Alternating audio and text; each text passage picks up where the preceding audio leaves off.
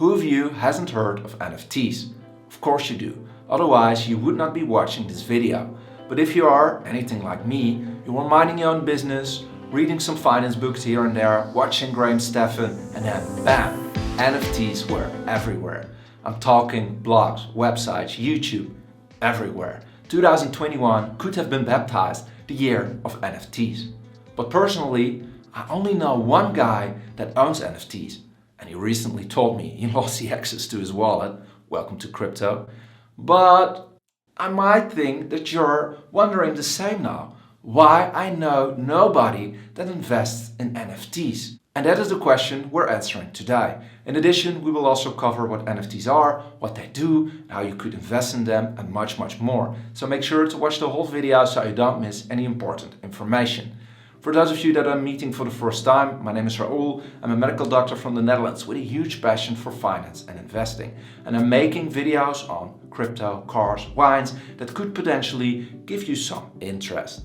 This is a new YouTube channel. As you see from the background, I also have a medical YouTube channel. It's called How to Medicate. And of course, this is no financial advice. I'm just a Dutch doctor trying to make investment videos, which might be a non-fungible anomaly.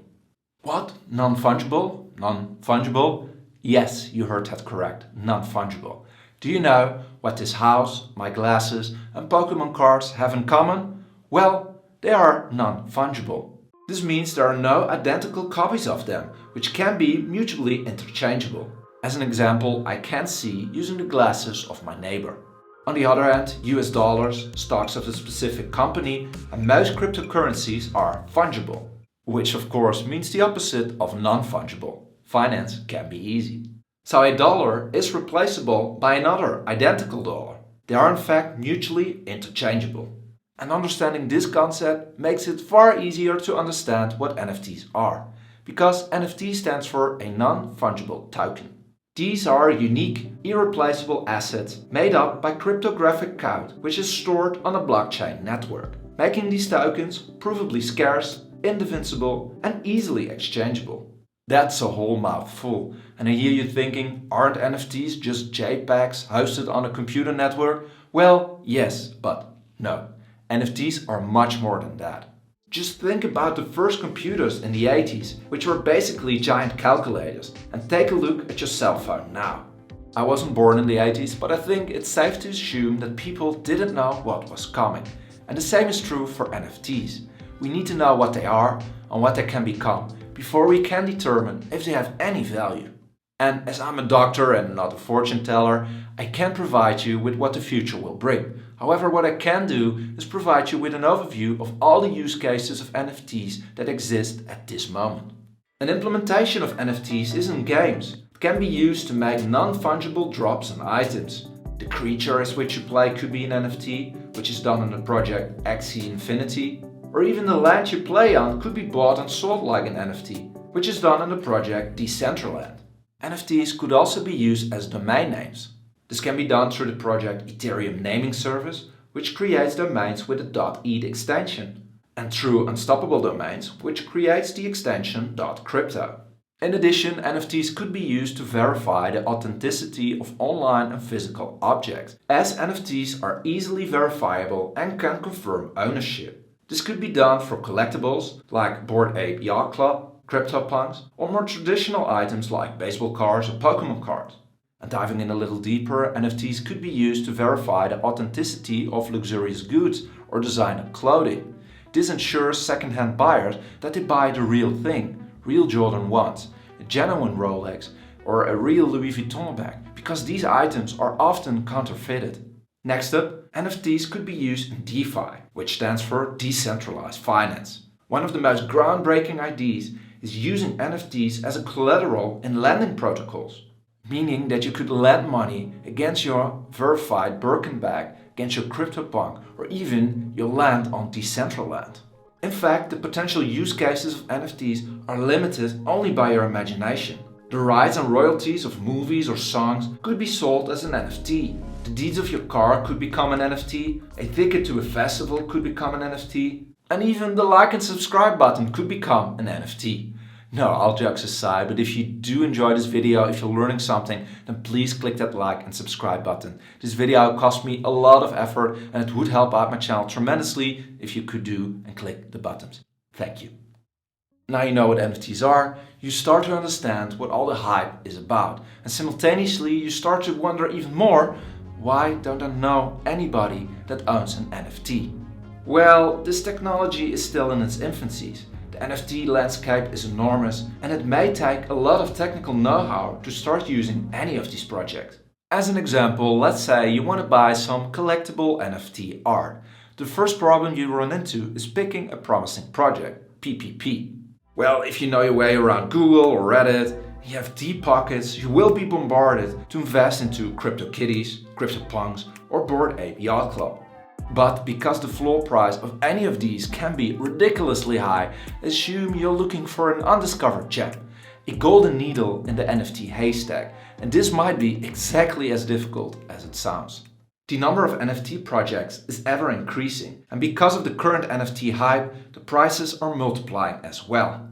However, it's impossible to predict the future value of any of these, and the current market could end up turning into a twisted game of musical chairs.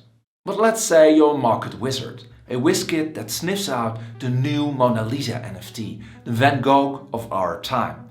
Which brings you to a new problem. How and where can you buy this NFT? Do you know?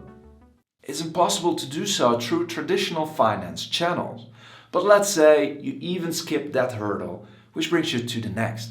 How will you store your NFT? You cannot put it on your wall like a real Van Gogh. It cannot be stored in a vault. It needs to be stored on a server, making it a possible prey for hackers or online theft.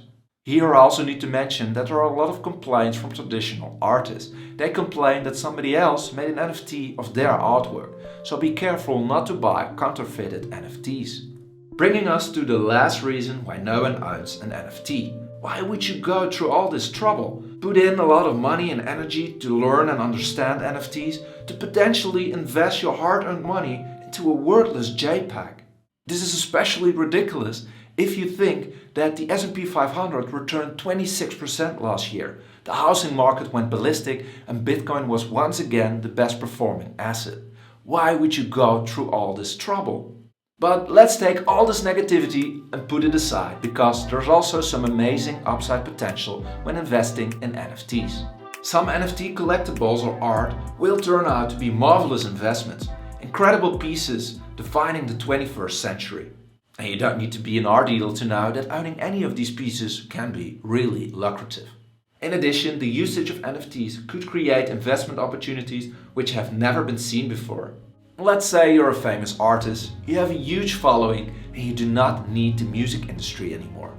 You can sell NFTs to finance your future albums. You can sell these NFTs for a pretty penny, each with rights on a certain percentage of the royalties. This allows your fans to invest into you and support you, and in return they will be rewarded handsomely if your album does well.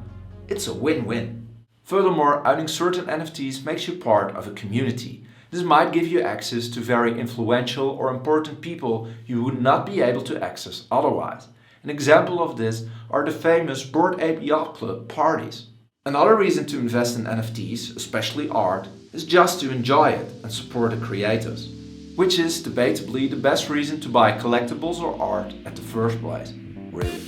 Lastly, if you do own some very valuable NFTs, these could provide you with some easy accessible loans through DEFI. Depending on your personal situation, this flexibility can be very valuable and may open up further investment opportunities.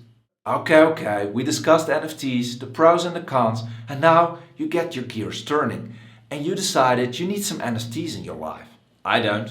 Full disclosure, I do not own some NFTs, but there are some great opportunities out there. If this video piqued your interest and you want to buy some NFTs or just take a look at the marketplaces, here is how you do it. There are various NFT platforms which allow you to buy, list and sell specific assets. Depending on the platform, you may need an account there or you need to own an accepted cryptocurrency wallet. Some popular NFT marketplaces include OpenSea, Rarible, NBA Top Shots, Nifty Gateway, VVE and SuperRare. These all function like a mix between eBay and a stock market exchange. And for those of you interested, I would recommend to check out just a few of these marketplaces and do a lot more research on your own before you invest in NFTs. Which brings us to the end of this video. I hope you learned something, because educated people make financially smarter decisions, and that is what this channel is all about. If you did learn something, please leave a like. This will help out the channel tremendously, and consider subscribing. I'm posting a few videos on interest that can provide you with an interest each month, and the next videos will be on wines, whiskey, clothes and much more. So stay tuned for that. I will see you in the next video. Thanks for watching. Bye bye.